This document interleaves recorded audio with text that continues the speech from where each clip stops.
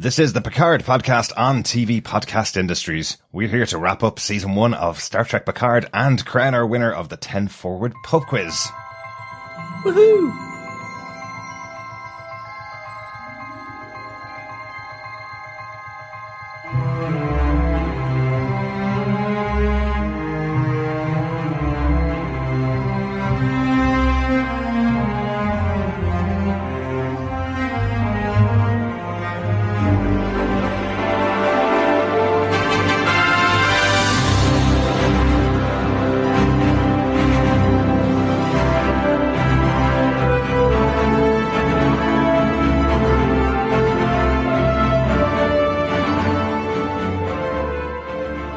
Welcome back, fellow Trekkies and Trekkers. This is TV Podcast Industries, and we're going to wrap up Star Trek Picard Season 1, and we'll also be crowning the winner of our 10 Forward pub quiz. That is a very radio voice I have today. I'm one of your hosts, Derek.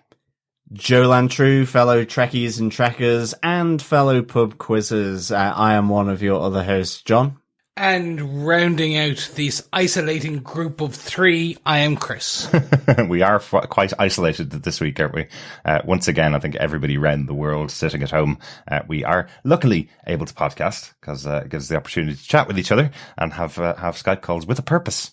Exactly, yes. I am reaching out through the medium of Skype and touching your faces. Oh, thanks. I'm just touching the screen, which I'm going to have to wipe anyway. But I'm not touching your actual face, so it's okay. That's good. In real life, you've never actually touched my face, which is probably a good thing. We're close, but not that close. Yes, I'm still slightly disturbed by you touching my face, Chris. It's just my face you're disturbed with, or me touching your face. No, you touching my face. Okay. Yes. But it is one of the great benefits that has come out of this, I think, is all of the online meetings that I've been having with just friends over the last couple of weeks. A couple of pints, a couple of bottles of wine, and sitting down with friends and chatting about TV shows and movies and the COVID virus, basically. Yeah, we have actually been having virtual pub sessions here with friends. So, it gives me that idea for a virtual pub quiz for TV Podcast Industries with booze. It's an over 18s establishment. Yeah. And we'll have to come up with a good pub name. I suppose in this COVID time, we could call it the dry cough or the wheezy lung, maybe. Maybe that might work. Yeah, maybe in time for our 500th episode, fellow Trekkies and Trekkers. This is our 483rd episode of TV Podcast Industries. So we will be getting to our 500th episode somewhere around, we think, June. If I've got my numbers right, 10 weeks from the end of April is roughly what I've got. And the reason I know that is because that's when we're doing our coverage of Penny Dreadful City of Angels, the next show that we're going to be covering. So I think the 499th episode of TV Podcast Industries will be the last episode of Penny Dreadful City of Angels, which means we have nothing specific on our 500th episode. We don't have to interrupt a run to celebrate our 500th episode. We can do a specific 500th episode. Well, that's it. Like, given again this global public health pandemic thing going on, then with so many of like the Disney Plus stuff being the production being cut down. So obviously, as fellow defenders as well, we had all the Disney Plus Marvel stuff that was coming on, such as WandaVision. That obviously there's Loki, there's Falcon and Winter Soldier. And so these things are slowly being kind of put back because the production's been put on hold for the foreseeable future. So, we will have to readjust. Yeah. All the movies that we had planned for the summer, they're all off the schedule, obviously. These are all little things. These are all entertainment things, so it doesn't really matter. But we just don't know what our schedule is going to be after we finish Penny Dreadful City of Angels and our 500th episode. So that might be a good pause point, maybe, or we'll have something planned. Anyway. We could do a big TV podcast pub quiz, knees up online with our fellow podders. Yes, or industrialists, as we somehow coined them at some point over the last couple of months. Didn't we call them industrialists? I think so, yes. Yeah. Didn't we call you guys industrialists? I think we did. But just as a quick rumor discussion, potentially we'll also have Black Widow. Because the rumor as of yesterday, which is April 2nd, not April 1st, April 2nd, was that Disney is now evaluating whether to drop Black Widow on Disney Plus. Yeah. Because of the success of Onward they saw. They saw now that did have 2 weeks in the cinema, and then they brought it globally out on digital platforms and Disney Plus, I believe. There is discussions now, apparently, with the new Bob in Disney, and not Bob Iger, the other Bob, the second Bob. Oh, the new CEO of the new CEO, right? Apparently, this is up there now, along with himself and Kevin Feige and a few others, about would they be open to this? Because at the moment it is delayed indefinitely. Yeah, exactly. They have no new date. At the end of the day, they'd be stupid not to have those discussions. It's going to be a stick to beat it with before it even comes out, though, is what would be in my head, because I can see the headlines already being written. You know, oh, there's a reason why Disney aren't trusting in this movie in the cinemas. You know, they're not going to hold it because they think they wouldn't make enough money with Black Widow, you know. Because there's haters out there who are always going to turn it to something. But hey, I just want to see it. I'm really excited about it. So I'm really looking forward to it. And I have a big enough TV, so it feels like if we sit far enough back, it feels like we're in the cinema. So that's fine. Yeah, because there is a large discussion at the moment that actually anything that's coming out at the moment is seeing greater than average love. Yeah. Because you're putting it out at a time where people are clamoring for entertainment. Yeah. And I'd be much happier if Disney did something like this. Unfortunately, there was a recent example where The Hunt, the movie that was done by Damon Lindelof, they tried to put that out digitally worldwide. In the US, it was put out on all platforms. Over in the UK and Ireland, because there's a pre-existing deal, one of the broadcasters over here, Sky, they have a pre-existing deal where they get early access to all movies. So it went only to their platform for about 2 or 3 weeks. So they tried to have this big international push for this movie to be released, and I think Invisible Man as well was one of them. Where it's only now coming out, I think, on other platforms, whereas Sky had it 2 weeks ago because of a pre-existing deal. So unfortunately, you hit into those silly deals that block something from being as successful as it could be. I know it makes a lot of money for Sky, and no doubt that's how you make your money. But luckily, Disney Plus is worldwide now, and it is absolutely massive. It's a juggernaut of a service. So if they put it on there, they're certainly going to make the money out of it. But it doesn't give them any extra money, I think. I don't know whether they have the capacity to get even more people signed up, because it seems like everybody signed up for it. So, in the regions where it's not available, there's what they'll probably do. Well, like what they do with Onward would be putting it on iTunes, putting it on Google Play Movies, YouTube TV, things like that. Exactly. But we are here to talk about Star Trek Picard for the final time this season. We don't know when season 2 will be back, but we know there is a season 2 coming. Hopefully you followed along with our 10 episode discussions. But if you're just here for the first time to listen to our overall thoughts, this is a good point to discuss our overall thoughts of Star Trek Picard. We are going to kick it off with some feedback that we received over the course of the last couple of weeks. Some people were watching the episodes a little bit later than others, so their feedback came in a little bit later. So we're going to discuss that first, but make sure you subscribe to our podcast over at tvpodcastindustries.com. If you want to let us know any of your thoughts about any of the shows we cover, or just want to get in contact with us, you can email us at feedback@tvpodcastindustries.com. Yes, and of course you can subscribe to us, rate us, leave a review on any good Federation or Romulan supporting podcast player, including Spotify, Google Play, and Apple Podcasts. Yeah, I saw a great initiative from Podchaser, this podcast service that you can listen to podcasts on and you can review and rate podcasts on. They're basically saying that if you review a podcast, they'll donate 25 cents to food delivery services in the US. I think it's a really good initiative. So, hey, rate or review us over there on Podchaser, and you can share some solidarity and charity with your fellow isolated folks. Exactly. Maybe we should be doing the pub quiz sooner as well. Maybe, but let's see how we go. But we first up have some spoiler-filled feedback from about season 1 as a whole. I believe first up we had some Facebook feedback from Richard Blaze, and that is obviously over on our Facebook group at facebook.com/group/TV Podcast Industries. Rich had this to say about episode 9. Watched this yesterday and listened to the podcast today. Totally agree with your breakdown. And for me, it was the weakest of the series, which, for me, I've thoroughly enjoyed so far. A few points. Is it possible that it's lore and not Sung they meet? For me, it fills a gap and makes me happier. If it is Sung Jr., then it just feels a bit lazy plotting, really. Mm-hmm. Number 2, the vision problem. Firstly, the mind meld. What utter tosh and a real belittling of the Vulcan race. Secondly, the golem, I'm hoping and praying it's not bloody Tom Hardy with a prosthetic nose. But I'm also hoping they do something more daring with it, as they have hugely signposted that it would mean for Picard. Number 3, JL, I love you. No need, absolutely no need. Number 4, I'm still waiting for the Borg to kick ass and want them to just wake up fully and turn. Number 5, flowers, nice enough to look at, but from a practical point of view, too much faffing about. 6, 7 needs her own series with Elnor as a partner. Yay. 7, I am fully bought into Rios and find him an interesting character which could have far more depth if allowed. Number 8, I've not really got Jurati.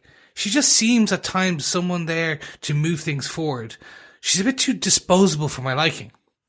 Number 9, Narek. Did I miss him having his scar healed? As sure in one scene it was there and then in the next it was gone. Continuity, that was called. Yes, I didn't notice that. Yeah, no, I didn't notice that either. I did. It's definitely there. Number 10, and finally, 7 needs her own series. Yes, you're saying it twice, but it's true. It's true. I don't know. I'm not sure I agree with this. It's a little thing that I've noticed over the last couple of years. Whenever a character breaks out of the TV show, everybody's looking for a spin-off, and I'm kind of going, but then you kind of hollow out the core of the main show if you keep taking all the good things about it and moving them off to their own shows. I'm really hoping that what they do in season 2 is give a big story arc to 7 and have her kind of ground a few major episodes in the series. Definitely. Because there's going to be another 10 episode series, hopefully. And I don't know how much more you can wring out of Picard without having other characters stepping up to the plate and getting 3 or 4 episodes themselves. I do love 7 and Elnor together. I think they're really cool. Oh, me too. What little we saw of them this season. Yeah, me too. Rich had this to say about episode 10. I enjoyed it, but it felt it was all wrapped up a bit too quick and with a positive vibe. Personally, I would have liked a darker ending to set up season 2. Stay safe, people. Rich. Thank you very much, Rich, for all that great feedback. A couple of points I think we all want to kind of discuss some of your 11 amazing points. Mm-hmm. So, John, what do you think? Yeah, absolutely. Thanks, Richard, for that. Completely agree with you on 7. Not necessarily needing her own series, but certainly being with Elnor as her partner. I really have enjoyed Elnor. I think he's the new Huey for me because obviously poor Hugh got killed. But spoilers. Yeah, I really felt that Elnor kind of really developed being with 7 of 9. I really like that coupling together and kind of being this kick-ass team for sure. I thought that was really good. And I'm the same with you. I think Rios really grew on me, to be honest. And I really warmed to him and really got to like the character of Rios by episode 8, episode 9. I thought that was a really interesting character, and I'm glad he's there now. I just wasn't really very sure when we first met him. I wasn't really sure how he was playing into it, but in the end, I've really enjoyed that evolution of the character. And as I say, he grew on me, really. Yeah, it's a really interesting way to introduce the character, isn't it? Because you actually don't get to know Rios, the character himself, at all in those first couple of episodes that he's in, because he's kind of hiding behind all of the holograms. So you get to kind of like the actor who's playing Cristobal Rios, but you don't get to know the character at all until he has his final breakdown and tells Raffi what he did and what Starfleet made him do and wipe his past and lie about the history of what happened to his captain, you know? I think that was a really good breakdown moment, and it's really interesting trying to separate the actor from the character, I suppose, and kind of not introducing his own personality until later in the season, even though you've seen him on screen multiple times early on. And a really interesting way to introduce the character. One thing I will say, Richard, just looking back on your feedback, especially you're talking about episode 9, there are so many options of how this season could have ended, based on how you've seen episode 9, you know, so many things that they could have done in the final episode that a lot they just avoided, you know. We mentioned very early on in the season that having a Borg cube and these returned XBs, I suppose, seemed like something that should be a very central point to the show. And they seem to have kind of swerved from it at the end and not really utilized them in any way that we thought they were going to. There's loads of warnings that something bad was going to happen. These Borg are going to awaken and do something, and then it didn't happen in the end. So yeah, and I think that comes, Richard, to your point about the darker ending. I think there was 2 big pieces that were underutilized in the series. One is the Borg, which could really have darkened episode 10 and indeed episode 9. And I think that connection, you know, the treatment of the great threat here, these AI higher synths, and, you know, in some ways connected with the Borg, you know, this idea of robots and then cyborgs and then these, you know, uber AI, synthetics, almost synthetic biologicals in a sense, if that's not an impossible thing to say. But I think, you know, that evolution, and that somehow the Borg would connect in with this, higher, this higher, AI synthetic. And I think both of those were underutilized. I mean, I do think in hindsight, a few sort of mechanical tentacles coming out of a wormhole just doesn't cut this huge threat to organics in the galaxy, dare I say it, in the universe. There's a really good theory that I've seen this week, actually, that we kind of missed, and it's possibly because we didn't podcast about Star Trek Discovery. We should kind of guess that there was a connection here. Control from Discovery, I think you mentioned it at one point, Chris, which was a synthetic group, effectively a collective, that were trying to kill all organics in Star Trek Discovery. Yeah. Control is dealt with at the end of season 2 of Discovery, yeah. I think.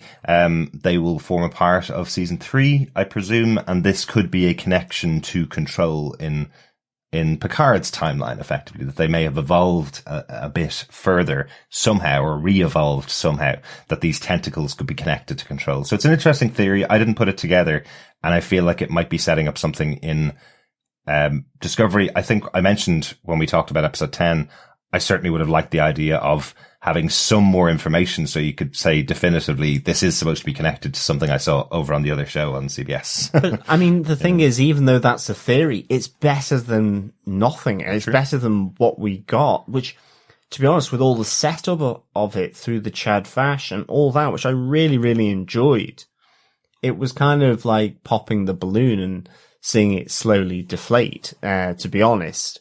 And so, yeah, I think definitely those 2 things would have made the ending a lot darker, and maybe have added even more to what happens with Picard, which, dare I say it, to your point around the Golem, I think, you know, I said it on episode 10, I thought that was a great, bold move from the show, for sure. I'm with all of you. I didn't podcast on episode 9, but for me, it was the weakest of all of them. For truly where I am with this, should have ended with a bang, but it ended with a whimper. Okay. Like, in that, I've kind of collected my thoughts in the week since we've recorded. And I know, I'll be brutally honest, I've also gone out and looked for some critical reviews of the season as well. And by critical, I don't mean that they're overtly trying to just be negative on it. I mean a proper critical review of the writing and the storyline and the connection and direction and things like that. And everyone is around the same, which is, it was a good first outing, but something's amiss. Yeah. There's too many dropped lines dropped threads, storylines, I should say. Yeah. These guys are like the Voldemort. But actually, you're leading it up and you're hyping them up and you're hyping them up for a whole season. And everything is revolving around that. And then they get, what? Let's say 3 minutes of screen time. Of those 3 minutes, it's like 30 seconds. 3 minutes of them coming out of the wormhole. Oh, yes. Okay. Yeah. Genuinely, I was trying to work out who you meant were the big bad, Chris, and that's not to do with what you were saying. I think the show isn't very clear about who is the big bad because they throw so many new ideas into the mix throughout season 1, Shatvash and the synths on Mars, and then the synthetics on this planet, Tal Shiar once again coming back. The Romulans overall are technically still a villain here. Is the Borg coming back? Could they be the big villain? That by the end of it, you kind of go, oh, a higher power of synthetics, which is introduced in episode 9. There's this other higher power of a collective of synthetics that's going to come in and kill us all, and you see them for 3 seconds and they're gone out of the screen. So that's what I mean. I'm not sure whether I understand that there was a big bad we were aiming towards. Yeah. And I don't want to go back on what I said about episode 10, because I'm actually very satisfied with the show ending in a very Star Trek Picard way, with Picard talking everybody down and saying, hang on a second, just because you have your missiles aimed at another planet to start an international war doesn't mean you have to do it. You still have a choice to stop it before it happens, and we can look for a peaceful solution, because that's the way I wanted this series to end. I didn't want a massive battle at the end. There's tons of other sci-fi shows for that. This felt like the right ending for the show, but I think we've all had a quick chat about this, and I've thought about it over the course of the week as well, like you, Chris. Something happened with this series at the end. Yep. Something happened with those last 2 episodes. Either they were unhappy with the final resolution. CBS, the people that produced the show, either they were unhappy with the final resolution of what was happening and told them to go out and rewrite it, and they had to take out massive plot details, or they thought they'd have a 2-hour finale for the show, and they just started editing out massive sections of the show, because there are, as you mentioned, loads of dropped story threads, loads of things that could have come back. Yeah. Maybe it was a budget thing. Maybe the renewal for season 2 meant they couldn't definitively end season 1 with Picard dying and him going off and finishing the show that way, which is maybe the way they wanted to originally do it. But everybody's happy to come back for season 2, so they have to rewrite things for that. But yeah, so many threads just disappeared. And as we mentioned, what happened to Narek? He seemed to be quite a central character. And the last thing you see of him is being held by 2 security guards. And that's the end of his storyline, Yeah. I mean, yeah. I think for episode 9, for me, what was evident was there was an issue with the writing. And it really jumped out at me, because the writing up till then felt so certain, so secure in itself in terms of what it was aiming to do. And then episode 9, for me, there were just some drop points, and I think you spot them really very clearly with characters. So the biggest one for me was just with Raffi and Picard's conversation. As Richard says, JL, I love you. There's no need, in a sense, or this idea that Jean-Luc and Raffi are saying I love you to one another. I think that could have been done in a way that was much more justified to Raffi's character, given she's been abandoned by Picard for over 14 years, and she's gone through a really great journey with her own issues around being obsessed, effectively being a drug addict, obsessing about the Romulans to the extent where she has effectively lost her family. And in the end, it feels like that was never, ever an issue. And I'm not saying that we need to see loads of things between her and Picard to make that up. I think you could see that there was an underlying respect of these 2 characters to one another. And gradually through the passage of time and working together in these situations, they were coming back together. But it just jarred that she wouldn't make the point despite everything. That's all it even needed in the writing. And it's a small thing. But it was the line, wasn't it? Yeah. It was the line where she says, "You've done so much for me. I love you, JL." And you're going, I totally get the I love you, JL. That's a lovely moment. She's saying, truly, she has emotional feelings for her former captain. She loves him for the person that he is. That's a great moment. But to say, for everything you've done for me, like leaving me abandoned for 14 years and not even contacting me, feels Like, did you even watch the first 9 episodes yourselves, the writers in the writers' room, you know? It felt weird. But we do have more feedback. I'm sure we have many more thoughts about the episode. So let's move on to some feedback from Cassie Mack. The problem with doing a pub quiz is we put out questions for all of our wonderful Trekkies and Trekkers. And Cassie Mack says, I have some questions for you guys. Oh no. The tables have turned. Do it. Cassie says, the imagination device that was given to Raffi, who helped Rios use it, and when La Sirena had power again, they left it on the bridge. Later, when Dr. Jurati and Picard board La Sirena, how does she know how to use it? How does unfamiliar with space travel, never been off-world, even know what was needed for the Picard maneuver? There seem to be a lot of little connecting bits that were cut for time. Most have been addressed by Michael Chabon on social media, but I haven't heard about this one. I hear people commend Chabon for being so publicly candid, but why wouldn't he be? He's done with this job, and his next one has locked down already. It was kind of refreshing. The be interview that saying anything spin gets old quickly.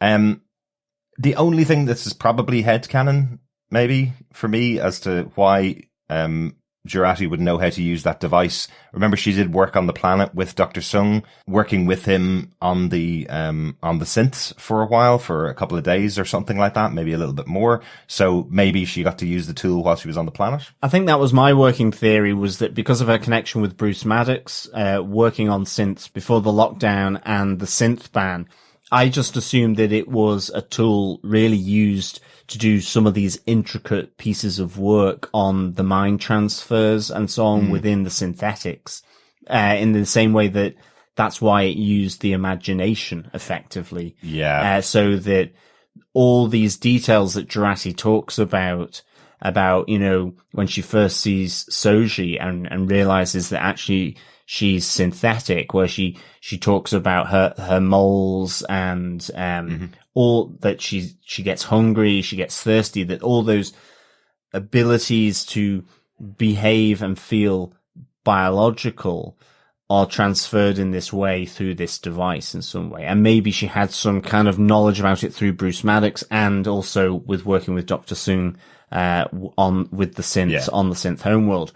But, I think for sure it's one of those things, like you say, that's not really shown. And yet what is shown previously with this device is Rios going, how the hell do I use it? There's not even an on button. Okay, it's 2 different people, but if you're going to make that position where it's like, how the hell do you use this? You know, let's just take a leap of faith and they do it and it works. And then someone else just picks it up and uses it. It seems a little strange. But she picks it up and she does describe it. She does know the name of it. So I think she did use the tool before. I think that's what's supposed to be there. But I think we can all agree that the imagination device is a bit of an odd idea anyway. Yeah. So the way I took it is we saw her working on the Gollum piece. My assumption is there's a cut scene where she's using a similar type of device where she's transferring something in preparation. Do you remember there was a scene where she comes in to do something to the Gollum so she gets rid of Sung? Yeah. So that she can then run and grab Picard? Yes, she gets the eyeball out of yes, Saga. that was it. And maybe that was the device that she used to get the eyeball out of Saga. Maybe that was it. No, she pulled that out with her hand. It out with her hand. Yeah. Yeah. But no, there was a scene just prior to that where she was working in the Gollum room. Yeah. Or in the room, in a different room. But essentially she was working with their technology. There you go. And we do see that their technology is something like that because we see Soji doing it with her build-a-blocks on the kind of computer interface. Where she was building it and then it was building in real life. Yes. Headcanon / editing makes me think that probably was a scene. Maybe, yeah. But yeah, it's been really interesting seeing Michael Chabon talk about some of the things that go on in production. You know, not everything you write down makes it in a TV show or a movie. We totally understand that. So it's been interesting hearing some of the ideas that he had behind some of the things that did make it a screen and some things that were cut and some edits. His Instagram account, he does a kind of a question time with fans after they watch the episodes each week. And it's been fascinating. But yeah, he's moved on. He's not going to be in season 2 of the show. It was always intended that he would be there for just season 1, and a new showrunner is coming in for season 2. So it'll be interesting to see what the new writers' room comes up with in Picard season 2. Hopefully no more imagination tools though. Well, it's there now. It's still on their ship for some reason. It's reality. Maybe somebody will steal it the next episode, just so it's off the table. It's like, oh no, it fell off the table. Spank. Oh, it broke. Oh no, we can never use it again. It's done. It's over. Cassie continues with another question. Picard comments to Seven about Hugh, something like, I wonder what would turn such a gentle soul to an act of such unspeakable violence. What does he think Hugh did? Kill the XBs himself? That's all I can imagine. And Seven wasn't there when they were killed, but how could either of them believe that of Hugh? Maybe that comment could have been cut too, since it was never paid off. That's a really interesting one, Cassie. I remember that moment when Picard said that to Seven, and I don't know why it didn't even cross my mind that that's what he was saying about Hugh, because there is no violence that Hugh commits in the show that we're aware of at all. In fact, he stands side by side with Narissa when she's pointing the gun at him and her men are pointing the gun at him, and they kill the XBs. So how would Picard possibly assume that Hugh did that? Especially because he knows about Narek and Narissa being aboard the Borg ship. So that does seem like a very odd line now that you've taken that out from the episode. I am slack-jawed here. Yeah. Yeah, me too. Oh my god. That is literally potentially some of the best proof that there was a missed storyline. Yeah. Yeah. Because that would suggest that Hugh didn't die when he died in the original. Mm-hmm. Or when he was dying, he was turning. He was attempting to do something, yeah. I must say, maybe he turned on the Borg. So, if you imagine that he turned back on the Borg in order to try and save them, he did what Seven did, but couldn't control it. And ended up trying, because remember there was a scene where we saw the Borg in one of the trailers for coming next episode. There was scenes of the Borg ships and nanites turning on and fighting some of the Romulan ships. Oh no, I don't remember that at all. Yeah, that was in one of the things. Okay. So I'm wondering if he turned it on and tried to destroy some of the things, couldn't get it done, then Seven turned it and it kind of went bad, and then Seven turned it on and did her whole connection and then like vented them all. Yeah. Or he vented them? No, the venting was done by Narissa. But imagine he vented them. Yeah, but that's just not how it went down. So this is a really strange situation to have. I have to say, I can't fully remember that line in the episode, but I think it could just be this lack of communication. I mean, the only person there, like Elnor, was there with Hugh all the time, so he knows what happened. Elnor's been with Seven, so whether it's Elnor has communicated something, but we know that Hugh hasn't done anything like that. So, and we know that Elnor speaks in absolute candor, so exactly. he definitely told the truth. So it seems, as you say, Chris, it's this issue that seemed to happen with connecting things, and I think it comes to that point where I suppose again, for me, these last two episodes, I really liked part 2 of Et in Arcadia Ego, episode 10. But part 1 kind of just muddled it all because it just felt like a really speedy ending.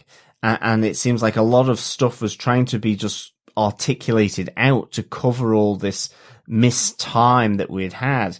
I think it was like I was saying, it's almost like it needed to be 12 episodes to give some of that space for the run into the end, a bit more breath, so that you could spend some time on the synth world. You could understand Sutra.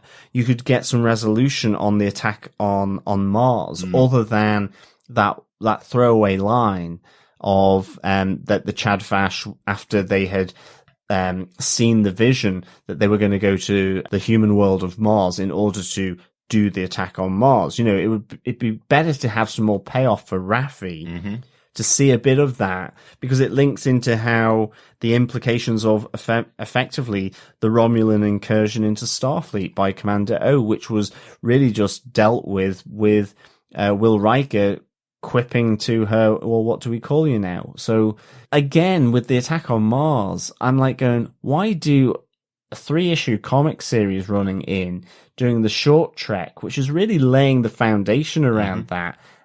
And then you don't give just that view of how this was all built up, even if it was Commander O captured by Starfleet running through it, and you're getting little glimpses of how it was done.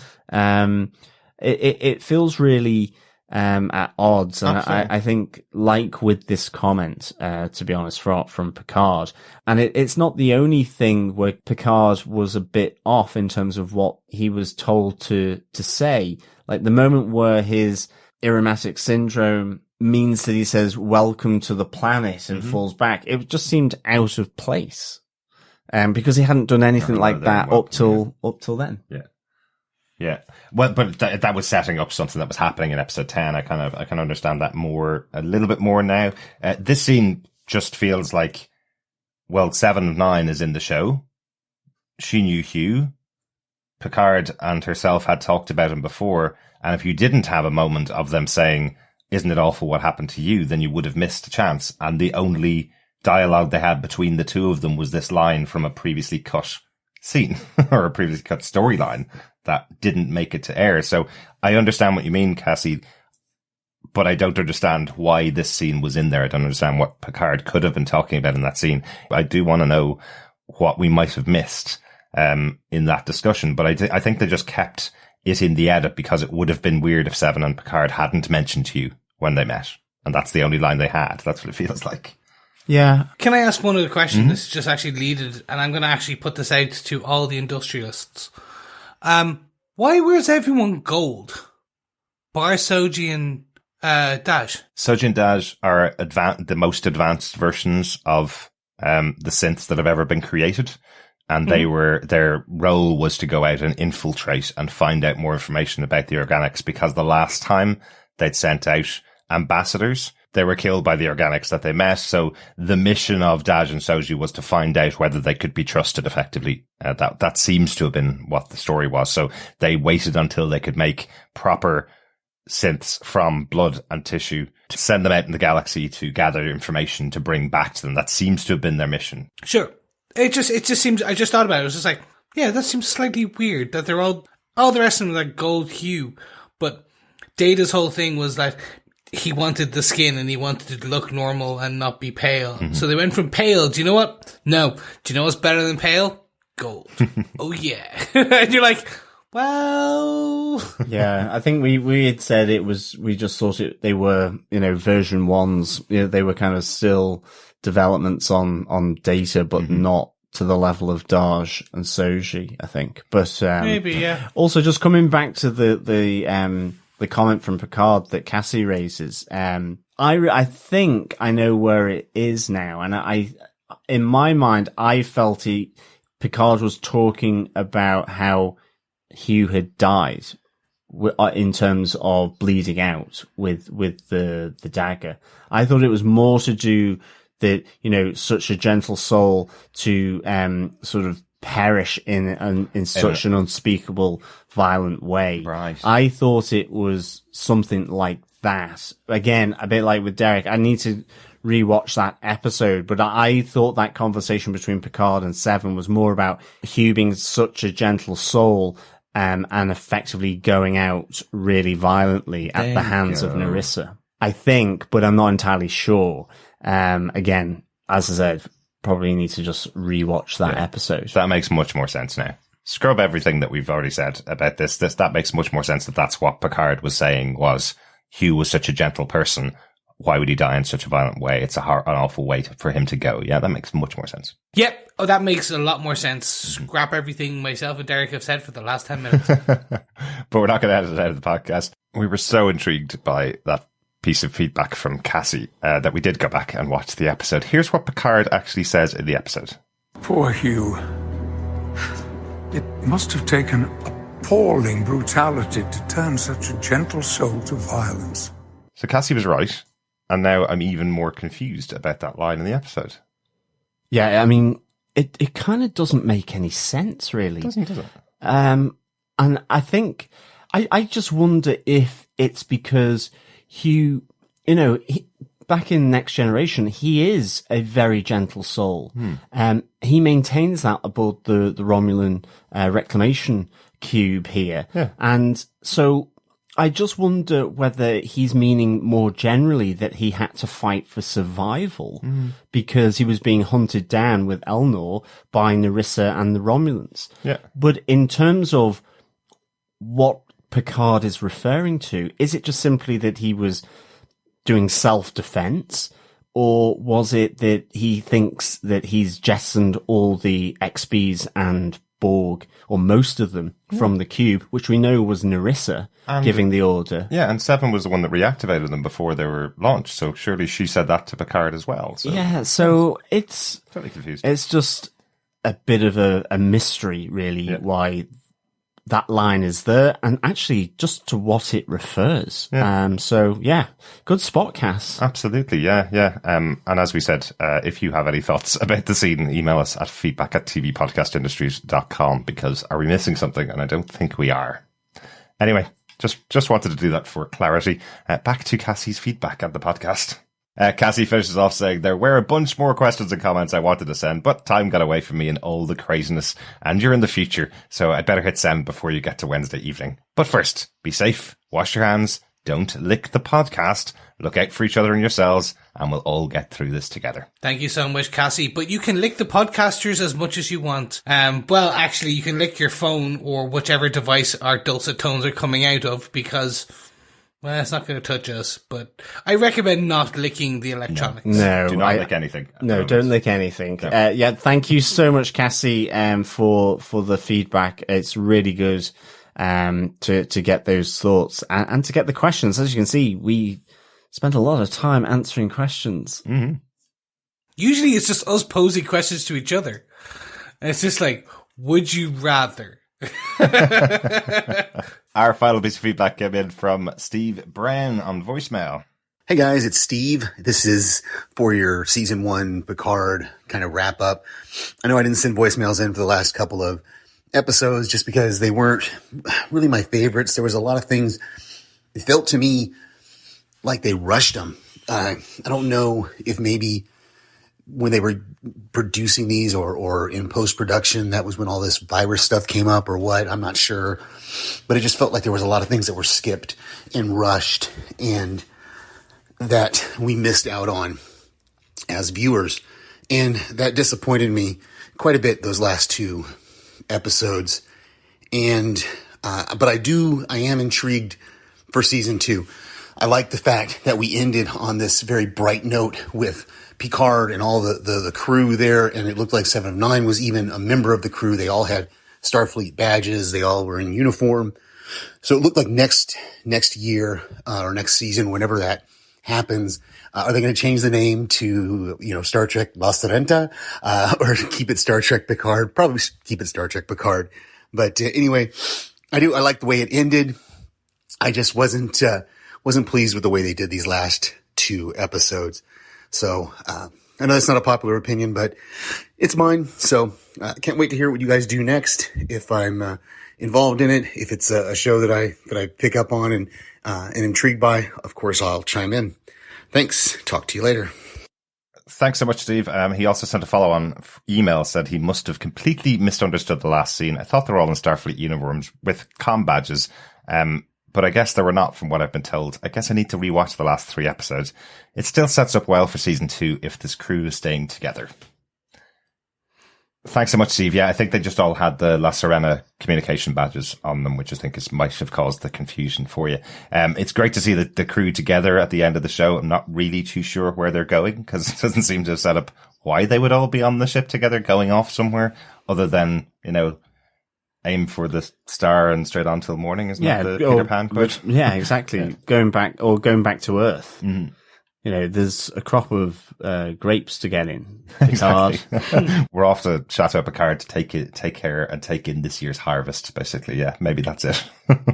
Yeah, thanks, Steve, for the feedback. I must say, I know we don't know where they're going, but I liked the image, and for the final frame of Star Trek Picard, for him to be saying engage, being on the bridge, La Sirena with all the people he's been involved in this adventure. I thought was a really great end. And I'm with you, and we've talked about it with respect to Richards and Cassie's. Yeah, it felt rushed, these last 2 episodes of the series for sure.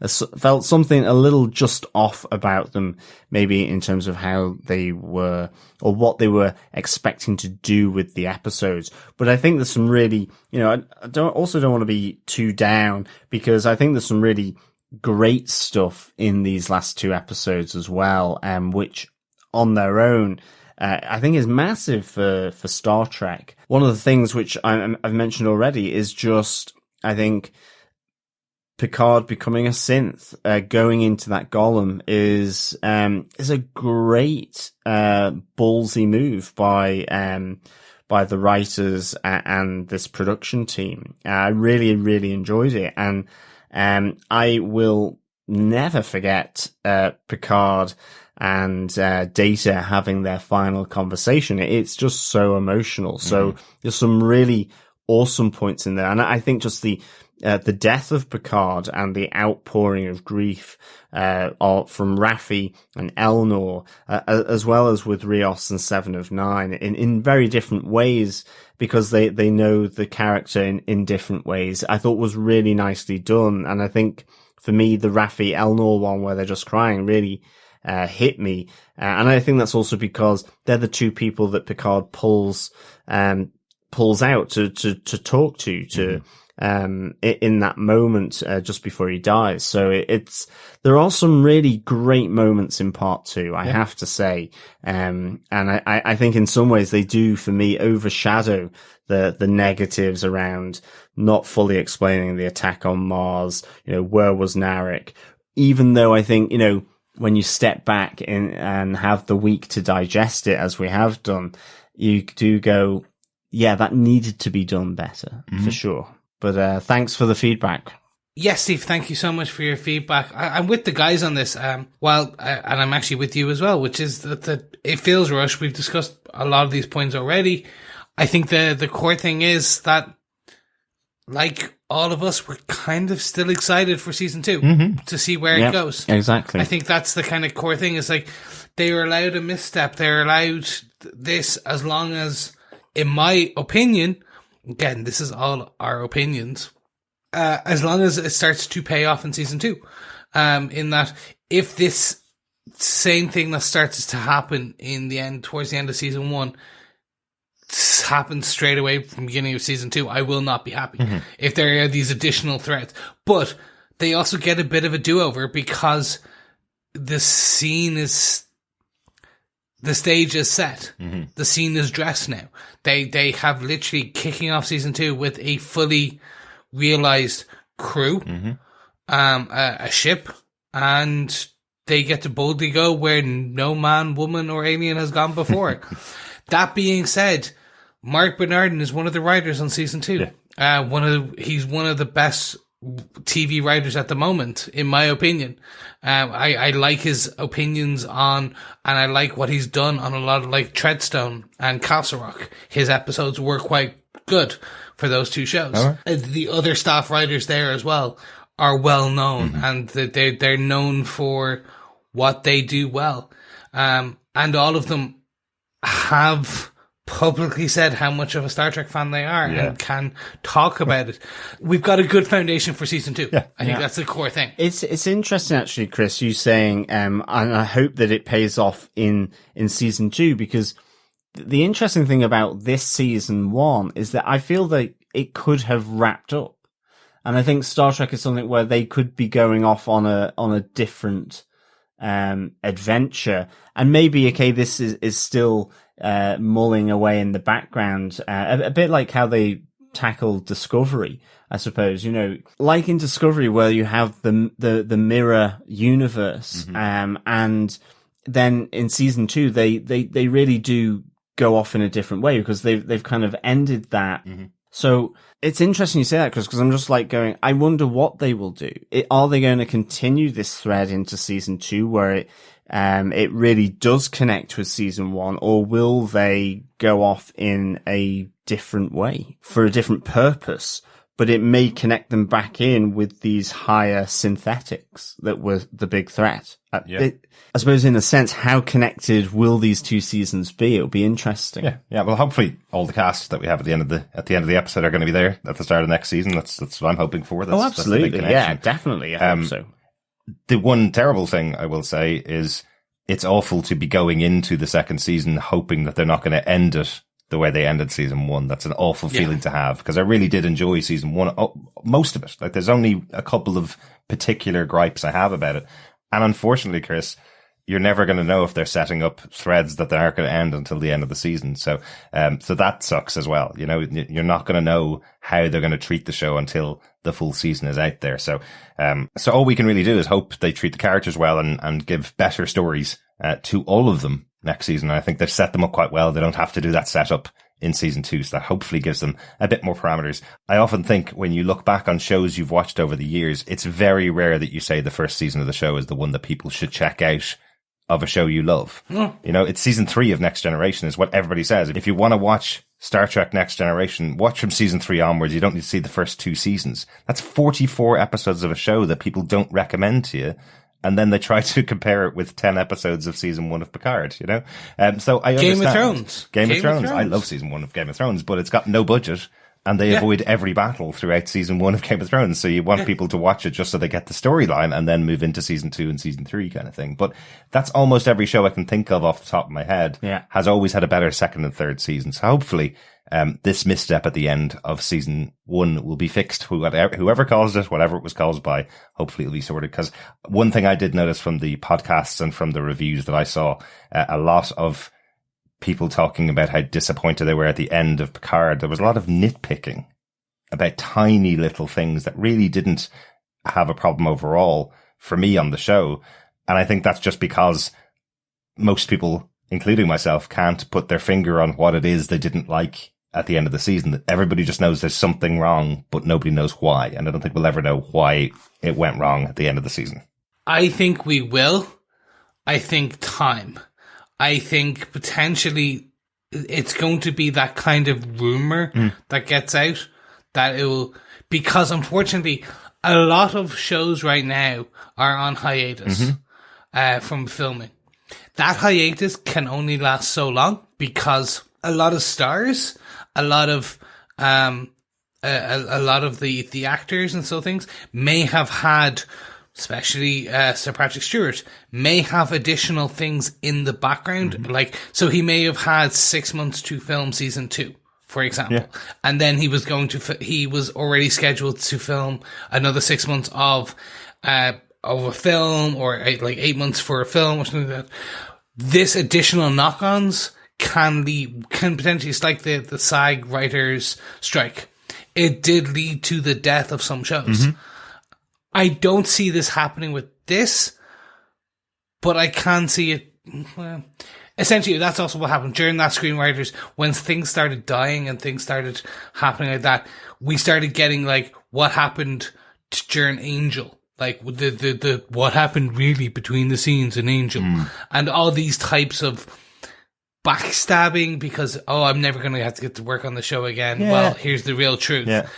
Some of that rumor mill will happen, I think. I think there is a very different situation that we're in now, especially during that writer's strike. They started pulling out episodes of shows that were written 5 or 6 years beforehand and just produced them because they could, effectively. Whereas now, we own the script. Everybody's out of production now. Everybody. So hopefully what that means, and this is, I would think we were talking about this the other day, hopefully that means that people who have got scripts that are in production and production isn't happening on them, hopefully those scriptwriters take those scripts back and give them another pass so they don't have problems like this where they didn't have time and had to rush the writing on episodes. Hey, there you go. There is some positivity, I guess, then from COVID-19. Maybe some scriptwriters who were previously under a lot of time pressure to deliver scripts very fast and had to do some kind of sidestepping or miss some points. Maybe they'll have an opportunity to rewrite episodes to make them even better. Yes, hopefully so. That's it for the feedback that we've got. Any other thoughts about season 1 of Star Trek Picard overall? John, you had a few thoughts? Yeah, I think it's just bringing it back maybe to a more positive element, because overall, I really actually like this show. And all my quibbles, most of them are minor. And I have to say, Patrick Stewart as Jean-Luc Picard being back on screen, what a tour de force. I loved how they used his character, now the older version of Jean-Luc Picard. There was so many emotions here for me. Just seeing his performance was great. I loved this, that kind of, that grandeur that he brings to it, to this operatic in space, him connecting in with Will Riker, Deanna Troi, and seeing that nostalgia. And I mean that in a good way, but just having, that connection back with those two on their new home planet was really nicely done, and having Will Riker turn up to save the day. So, normally I'm a bit down about nostalgia because I think it can be bad, but I think here what I mean by, rather than nostalgia, they really captured the essence of the next generation with those returning characters. And I think they really try to imbue the new characters with that as well, but giving them a bit more of an up-to-date modern twist now, because things have changed, things have moved on. And in that sense, I loved Raffi and Elnor, and Elinor is my new Huey. And it was great to see Hugh back in, seeing 7 of 9. I thought that was really nice. And I think the other big thing for me was I loved the fact that this connected us in with the Romulans, and I loved getting a bit more of the Romulan, lore effectively, around the Chad Vash, the Destroyer of Worlds, the Sheb Ganeb. All of that was fascinating for me. I really like it when they delve into these, the species that they've created on the show, like with the Klingons, like with the Vulcans, and so on. And having the Borg there as well. What an iconic, 2 iconic bad guys from the Next Generation in the Romulans and the Borg. And whilst, yes, they may have been underutilized, it was great having them there, the Borg. It was great having as well Laris and Shaban as well, the former Romulans, Tal Shiar as well, with Picard at his chateau. It's a shame they didn't go into space with him, but again, it was a nice connectivity to the earlier sort of setup comics that had been released. So really, really liked that as well. So 2 great characters. Yeah, really. A lot of this though hinged on Patrick Stewart, and again, he just showed his acting chops here. I loved his and Raffi's relationship. I think just really nice. Raffi is a great new character that I can't wait to see more of as well.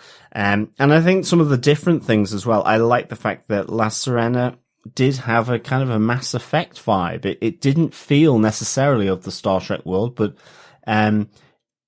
it certainly didn't seem out of place. It was a spaceship, and I liked its design, and I liked that Mass Effect aesthetic to it. It's a spaceship, and 15 years on from the last spaceship. Yeah, exactly, exactly. And of course, whilst arguably one of the most divisive parts of this series, I loved the Flower Power planetary defense system.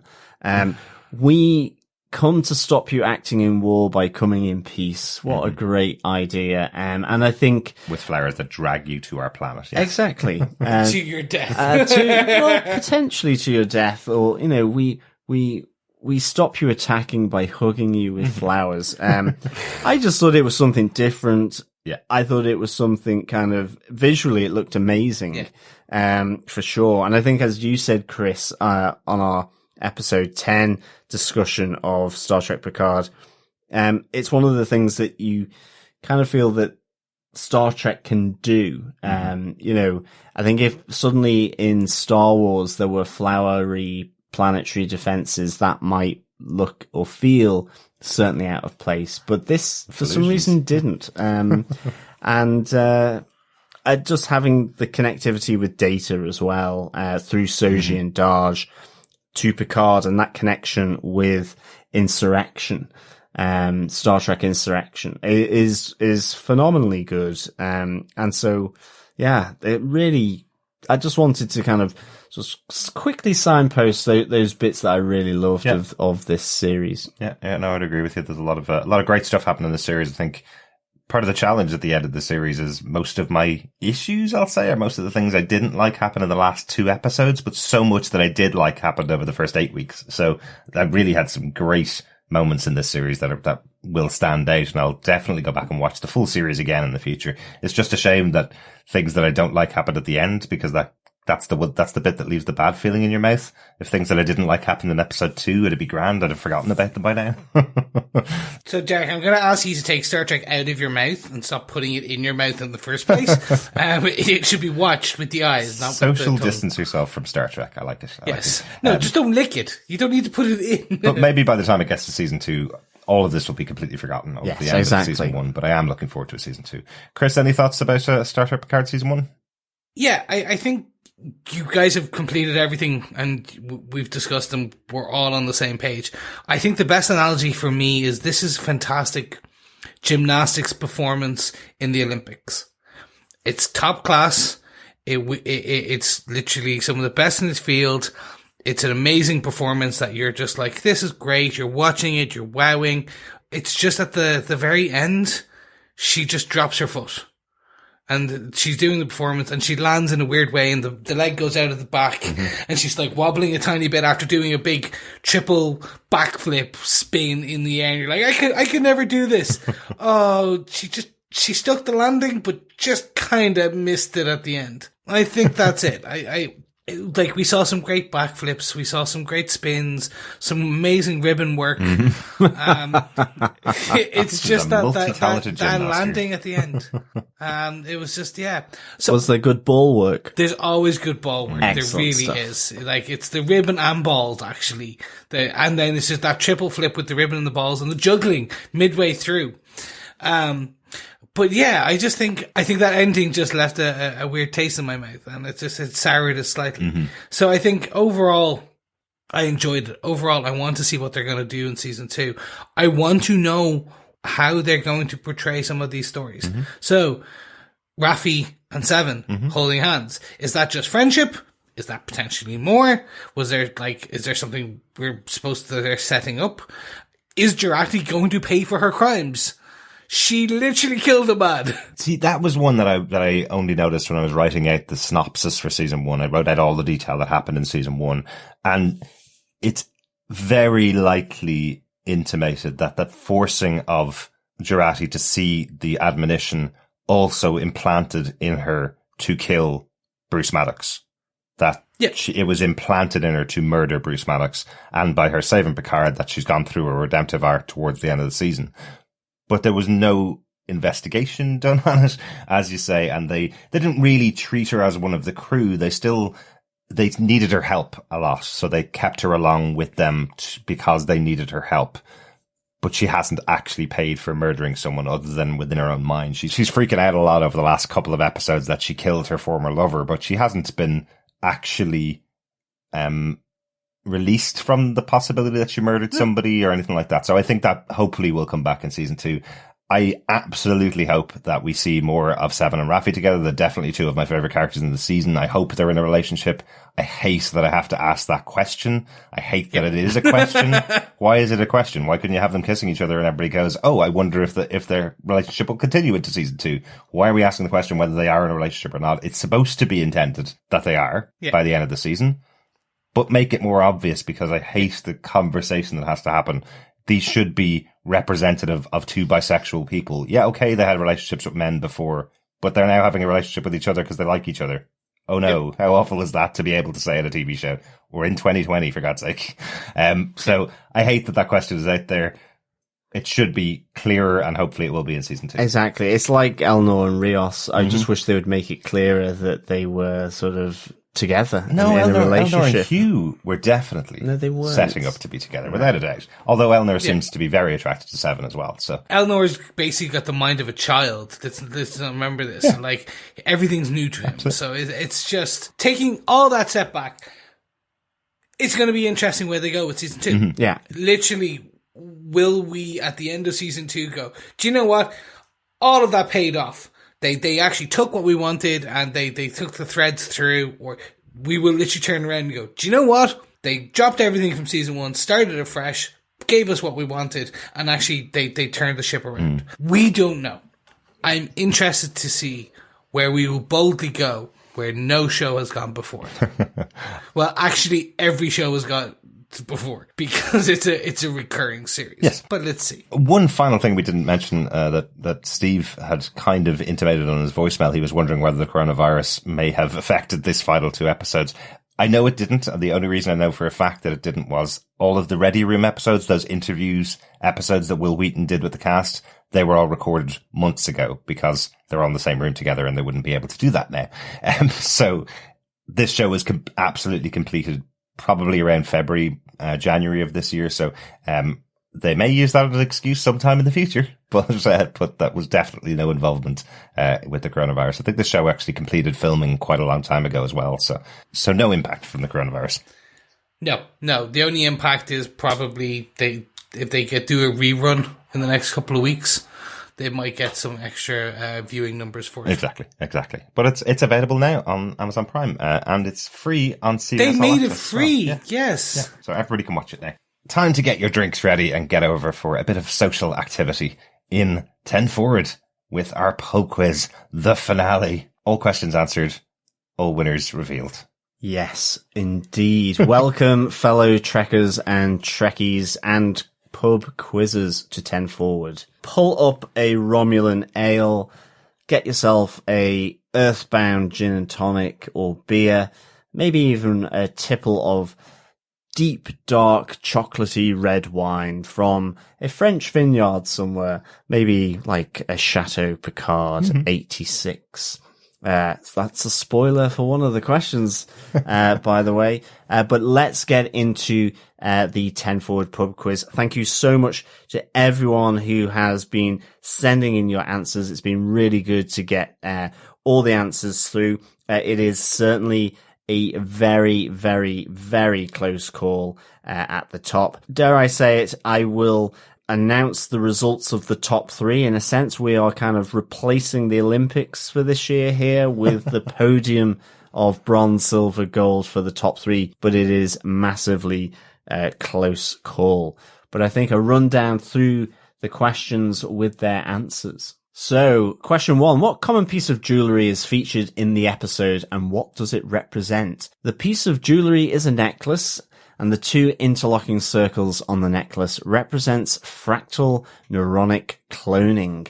It also looks like the Omega symbol, which is for infinity, which is kind of how they're able to get and use the little piece of data that survived to create Soji and Daj. So, yes, it is. They are the 2 points here: necklace and fractal neuronic cloning. That's an unusual necklace. May I see? My father gave it to me. It's a symbol for fractal neuronic cloning. I'm sorry. It's a radical, beautiful idea of Maddox's. His theory was that Data's entire code, even his memories, could be reconstituted from a single positronic neuron. Good stuff. Straight from their mouths. Exactly. That's the actual answer for that. To your ears. Yes. Question 2. How many days has the Romulan reclamation site gone without assimilation? The Romulan reclamation site has gone 5,843 days without assimilation. I loved it when we did the episodes.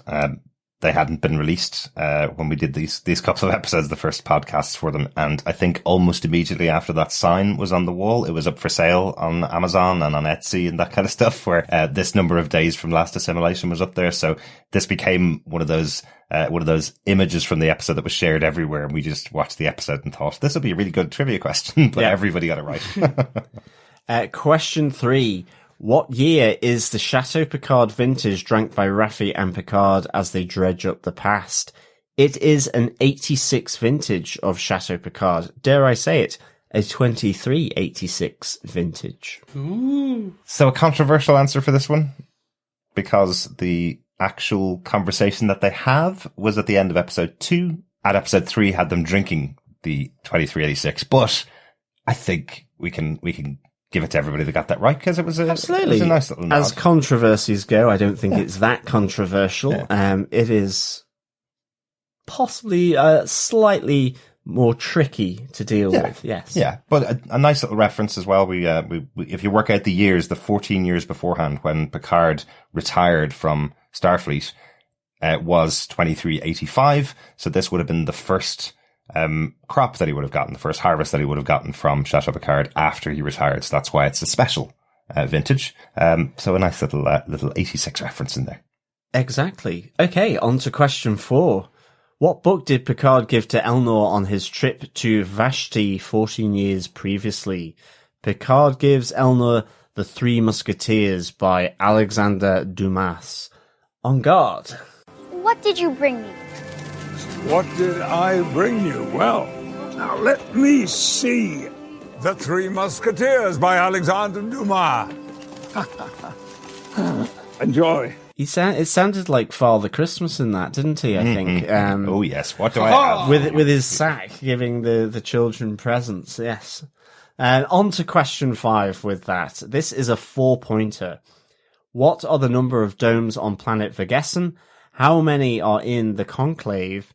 How many umbrellas are in Rios's Temtibi Lagoon cocktail?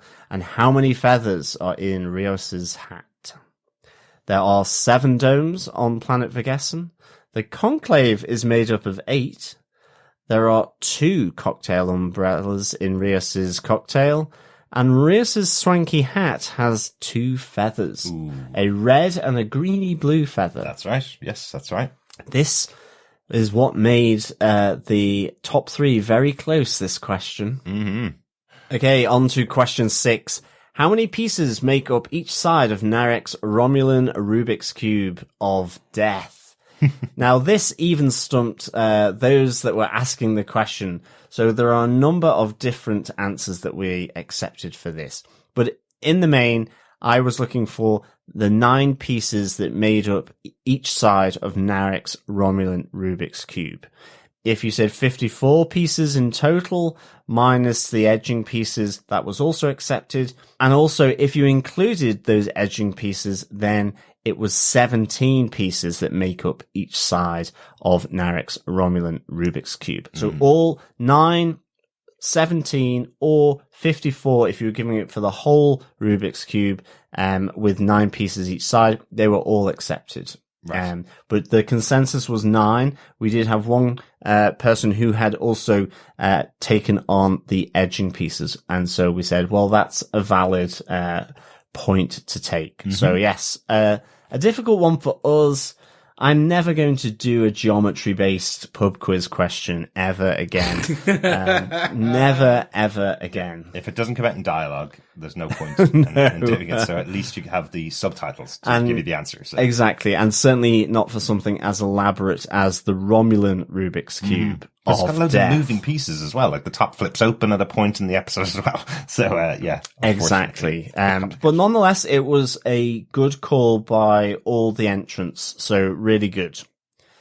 Question 7. What 3 ingredients were on the pizza that Will Riker cooked on Nepenthe?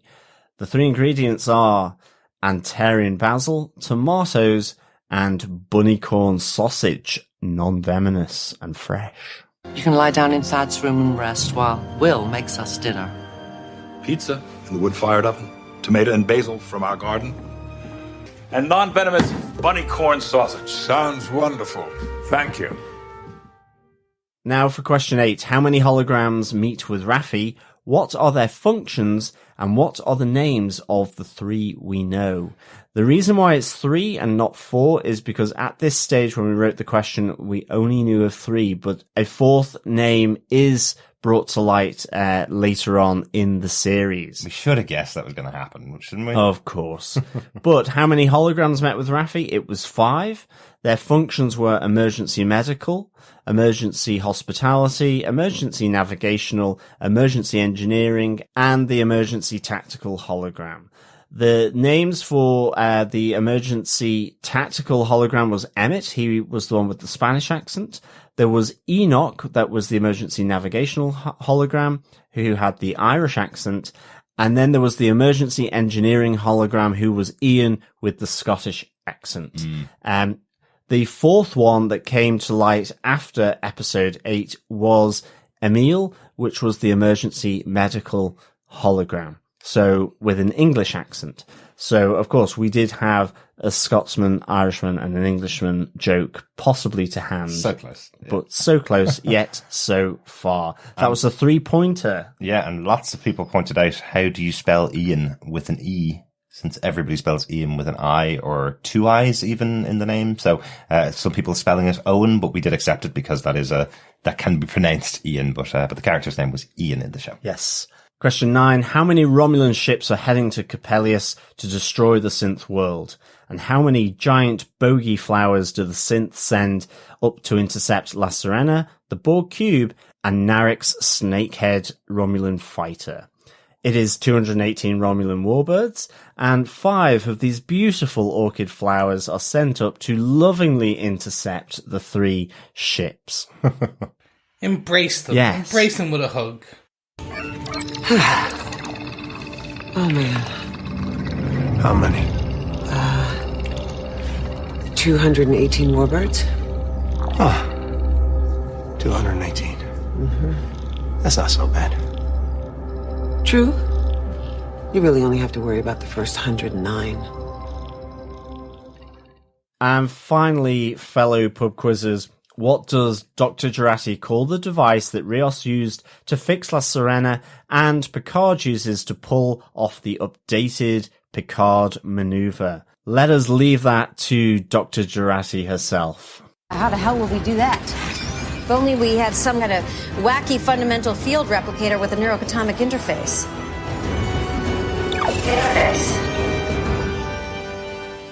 So we, like most of our listeners, did rely on the subtitles for the answer to that as well, just to make sure that we had it absolutely right. Yes, exactly. The magical mystery spanner that Dr. Jurati and Rios use is in fact a wacky fundamental field replicator with a neuroatomic interface. Mm-hmm. Say that faster, 3 times. No. Okay. It was worth a try. It was worth a try. I am not good at doing that. A wacky fundamental field replicator with a neuroatomic interface, or a wacky fundamental field replicator with a neuroatomic interface, Yeah. or a wacky fundamental field replicator with a... Damn it, I lost it. I am not that great with tongue twisters, but thank you so much, fellow pub quizzes, for all the answers that you sent in and for all those that took part. I'm going to give you the top 3 here now. So actually, second and third is a tie between Bob Phillips and Will Walton, who both got 16 out of 17 correct. Unfortunately, the one that they fell down on were the number of feathers in Rios's hat.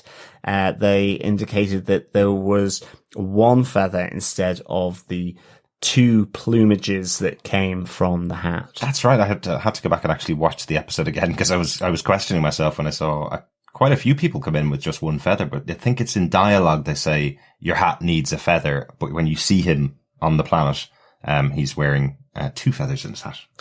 Yes, and drum roll, national anthem prepared, get the flag going. Mm-hmm. It is for the winner of the 10 Forward pub quiz is Cassie Mack with 16 and a half out of 17. Ooh, that is close. Yes. It was at the loss of half a point was on a technicality. I am a harsh mistress. Because, actually Cassie did get all the ingredients right for, Will Riker's pizza, except, did not specify that it was Anterian basil. Oh, wow.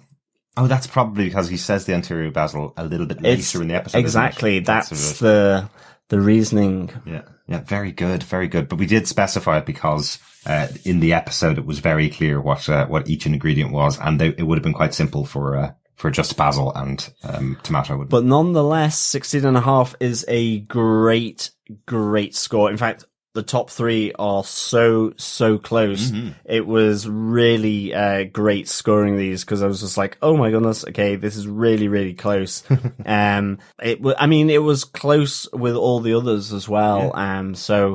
Thank you so much for everyone who participated again. I love doing these pub quizzes.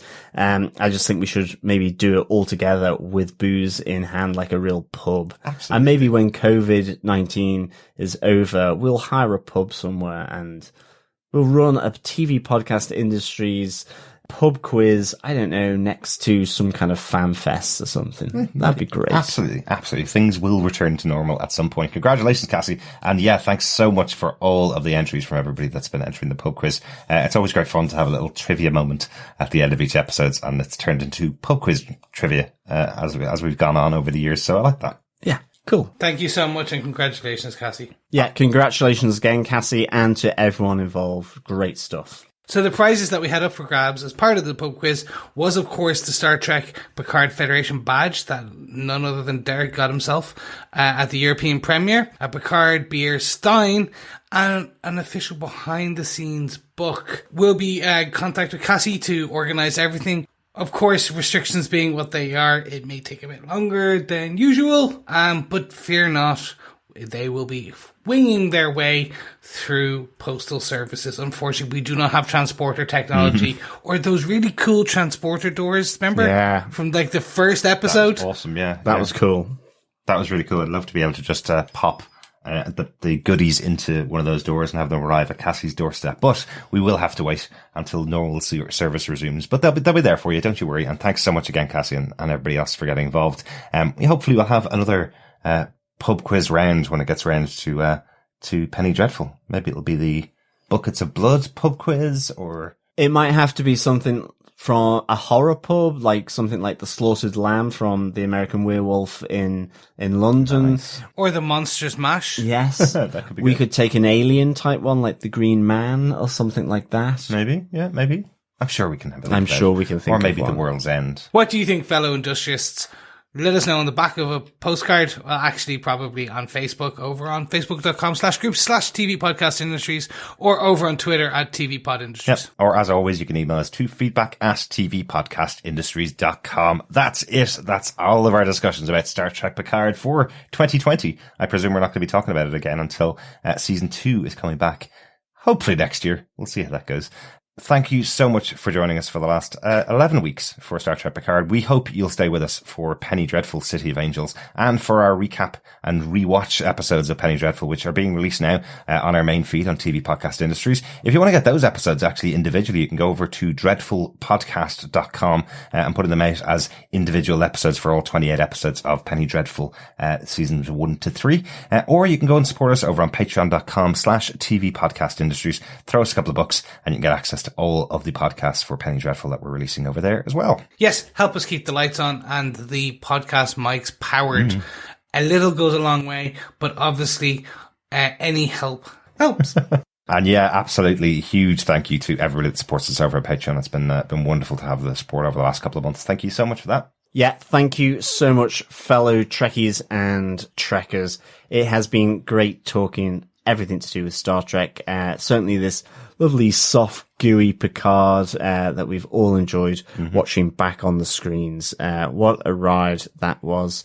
As always, it has been a pleasure speaking with you, discussing everything to do with Star Trek Picard and getting connected in with the podcast and Trek community. Yeah, we'll see you for the Dreadful Podcast Part 4 when we cover City of Angels. Remember, keep watching, keep listening, and engage.